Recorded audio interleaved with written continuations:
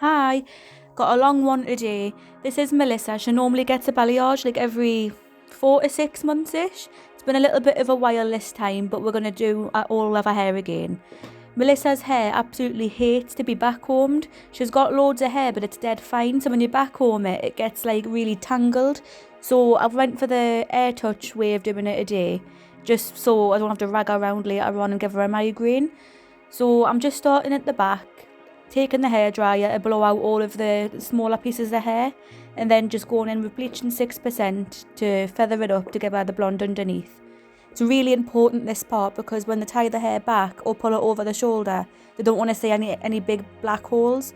So it's really important that you put plenty of highlights in this little area.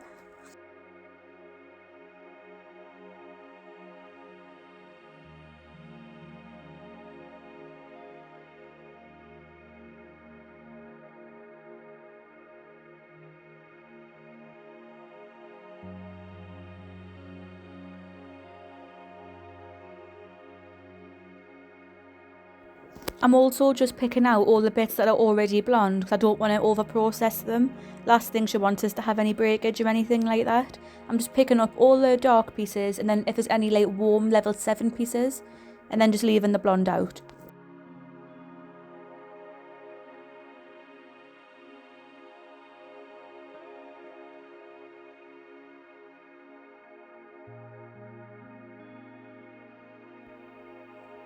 You'll see when I'm going to paint this highlight on, now that we're in the centre of the head, I'm painting in a V shape.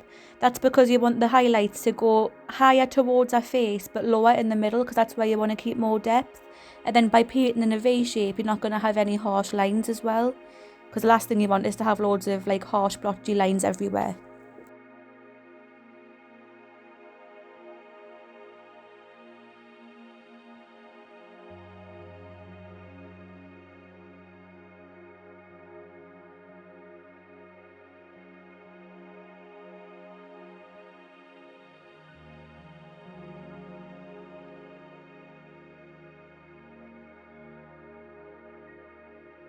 When I'm using the hairdryer as well, I'm using it on like maximum power, but on low heat, because you don't want to have the hot air on, because that'll make the foils develop far too quick, and you may get damage if you over process them with heat as well.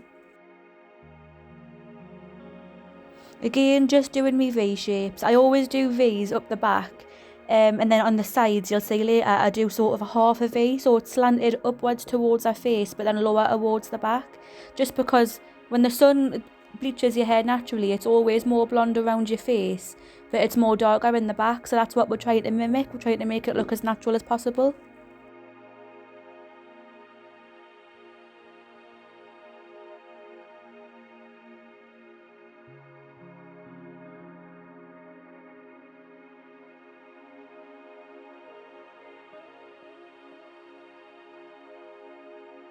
Also, if you've noticed the state of my hands, I had to do a full head brown earlier, but there's no gloves left, so I had to do it barehanded. That's why my hands look like that. I haven't been wiping my backside with no toilet paper.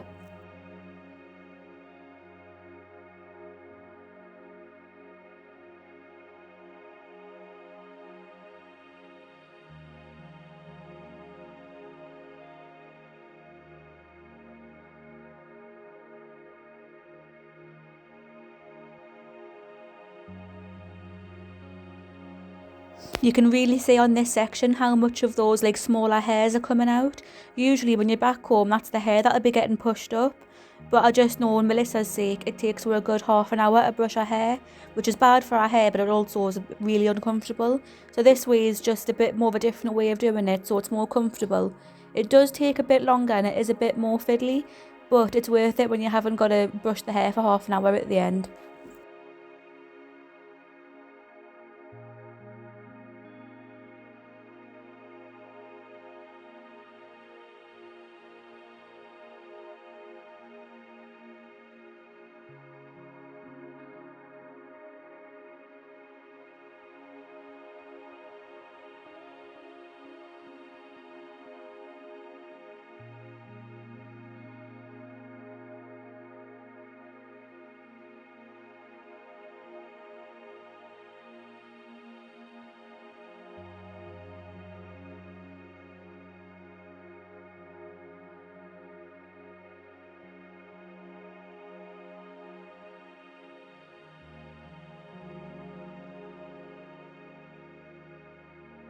When I'm feathering up, I'm sort of brushing my brush upwards. I'm not like packing it on and brushing it down, because if you feather it up into the hair, you're going to get a much softer blend than if you were to just go straight in at the root and then paint it on. This way it just sort of gradually fades from her colour into the blonde, so you don't get any harsh lines.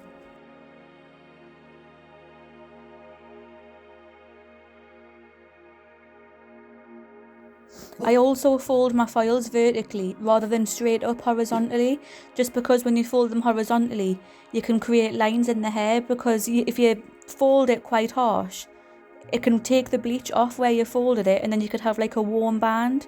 So by folding it in on itself, you're just not going to have the risk of taking the bleach off and making any warm harsh lines.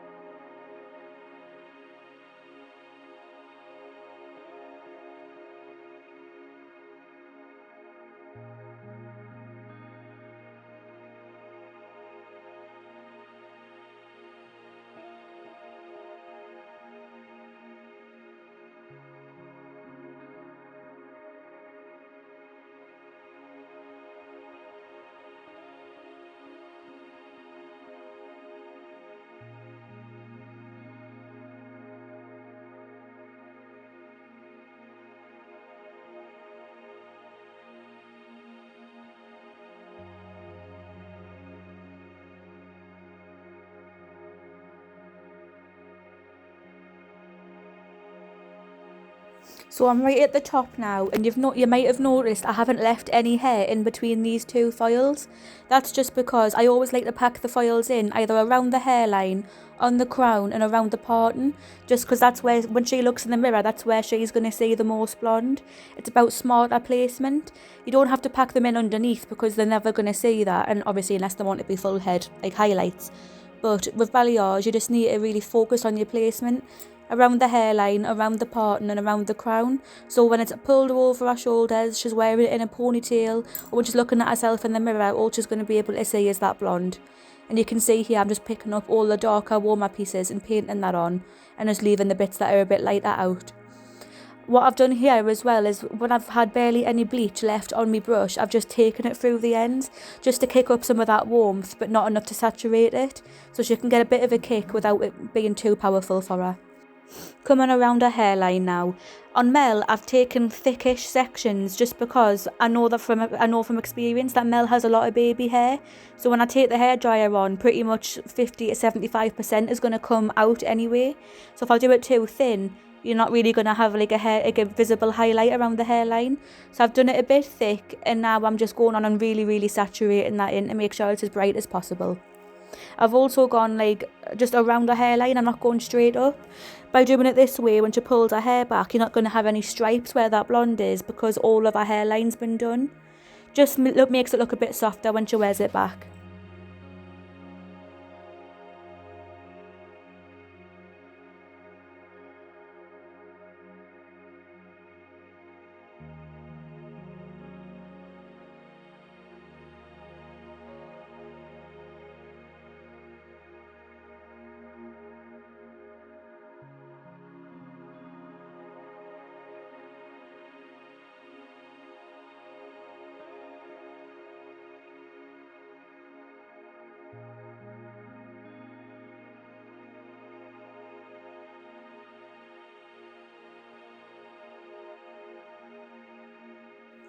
I'm also popping a highlight just directly behind those other files, just so when it's down or when she's got it tied back, she feels nice and bright because she's got like a big highlight around her face.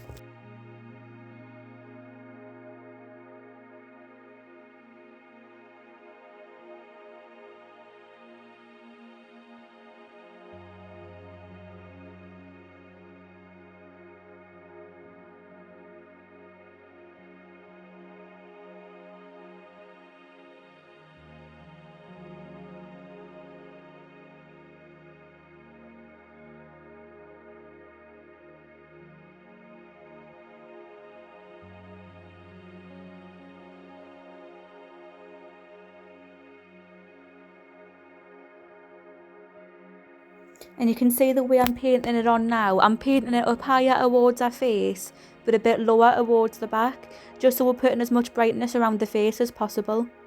Another thing to remember as well is hair around the sides tends to be a bit more finer, so you may want to put some extra foils in there and make sure that the blonde is visible and it doesn't just disappear into the hair.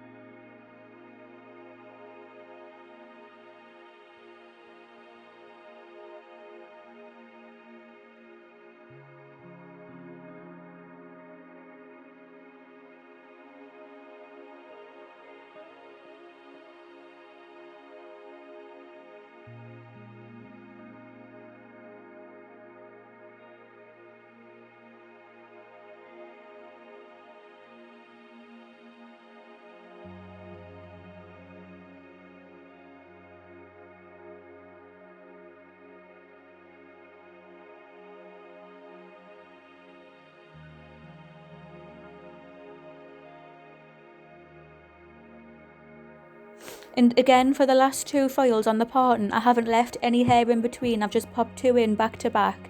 That's just so when her hair's down, she feels like she's had a lot more files in than what she actually has. Sometimes if you only do 1 either side of the parting, it can still feel a little bit dark. So by doing 2, she's going to feel a lot blonder for a lot less files.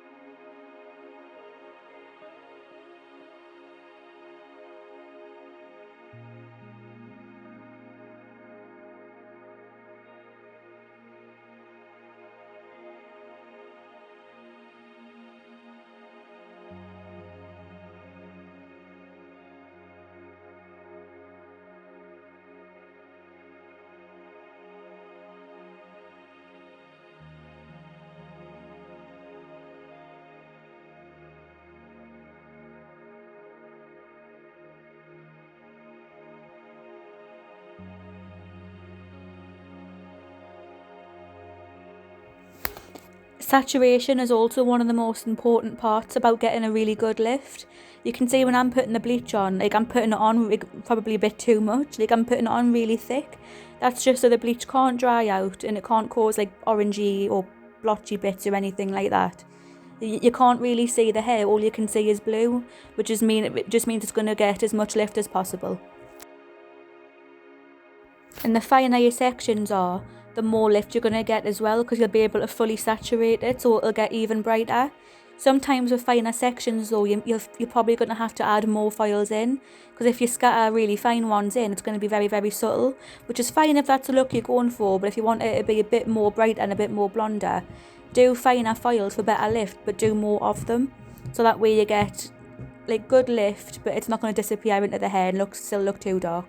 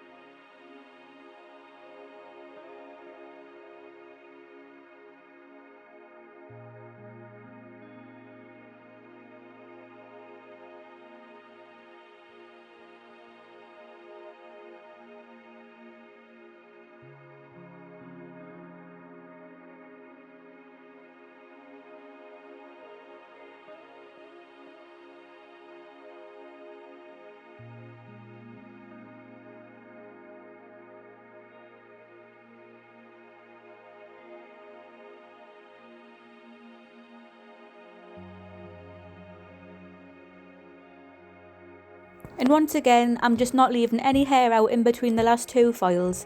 I always pack at least 2 foils in around the full hairline, around the crown and around the parting, just so she feels as blonde as she possibly can, but without having to put thousands and thousands of foils in.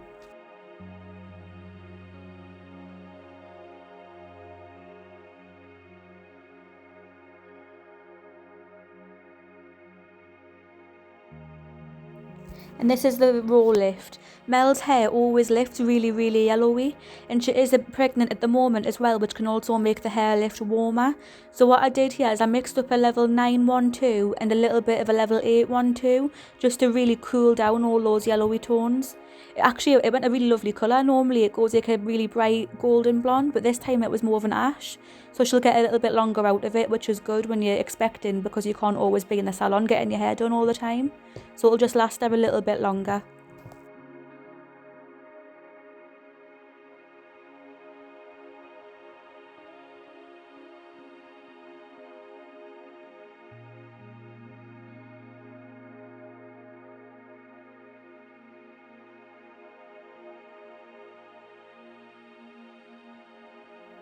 So I blow dried it all, but I wasn't very happy with this section because I felt like it was a bit of a harsh line. That can happen, it happens to it all. So all I've done is I've mixed up a level 6 to match Melissa's natural colour. I mixed up a little bit of 6 with a little bit of 612, and I'm just going to pick up where I feel like the line's a bit harsh, and I'm going to do a little low light. I'm not going to take it all the way through at the ends. I'm just going to like blend it down a little bit just to break up that line so she feels nice and soft. Don't ever be scared either to point it out to someone and just say, I'm not quite happy with how this looks, I'm just going to go ahead and fix it. It literally takes 2 extra minutes, and your client will really appreciate your honesty and appreciate the effort. A lot of people would just like play it off and curl it and it would look fine, but not in my chair. It just takes 2 extra minutes, and then your client's happy, and then you're not going to go home thinking about it and thinking, oh, I should have done this, I should have done that. Just match a low light to her hair, and then it just sorts it out. You can see it's just completely taken that line away, and this is the final result. It's a nice bright blonde with some ashy tones in there as well. Thank you.